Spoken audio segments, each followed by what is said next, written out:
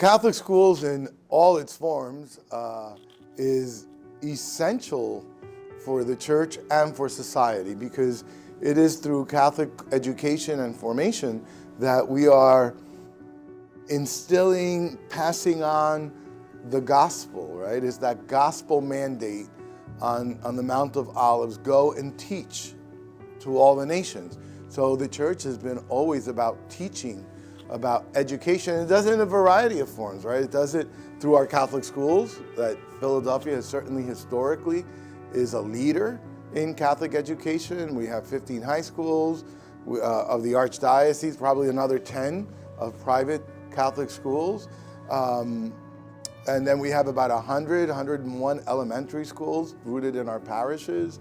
And so in addition to that, then every parish has a religious education program. I used to call it CCD, right?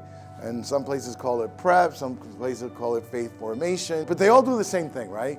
It is to hand on the gift of the gospel, the teachings of Christ, to the next generation, to form them in the faith. I visit a lot of schools and a lot of parishes for confirmations, for pastoral visits to our high schools and elementary schools. What to me is heartwarming is zeal.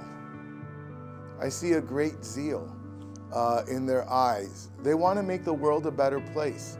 And they want to do it with the truth of the gospel, and they want to do it with Christ in their hearts. If not, they wouldn't be there, right? Their parents made a promise the day of the baptism of their child.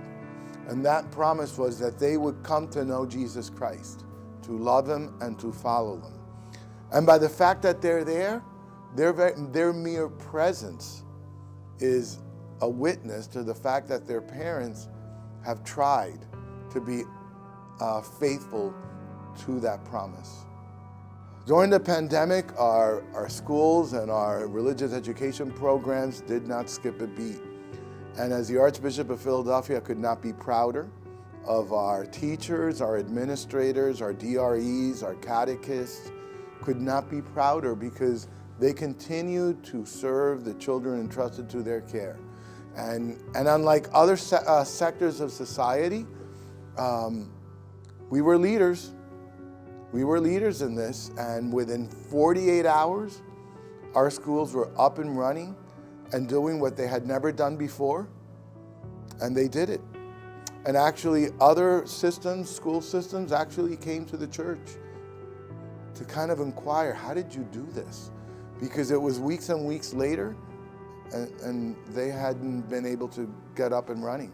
So I couldn't be prouder that their sense of mission and their commitment to that mission was so powerful in their heart that in a snap of a finger, in 2 days, they were up and running.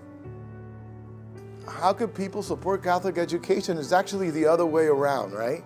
Because the primary responsibility of educating children in their faith actually does not lie with the church. That's not what the church teaches us. The church teaches us that the primary educators of a child are their parents. And the church is there to support their parents to do what it is their obligation to do, to raise their children, to educate their children, to bring out the best in them, right? That's what the word education means, right? It comes from a Latin verb, educare. And educare means to pull out the best. And that's what education does, right? It pulls the very best of us out of us so that we could be our very best, because it's in there, right? It forms it, it polishes it. But the church is there to support the parents, actually, in their fundamental responsibility of raising their children in the faith, to be good disciples of Christ in the world, missionary disciples, and to be good citizens in the world around us.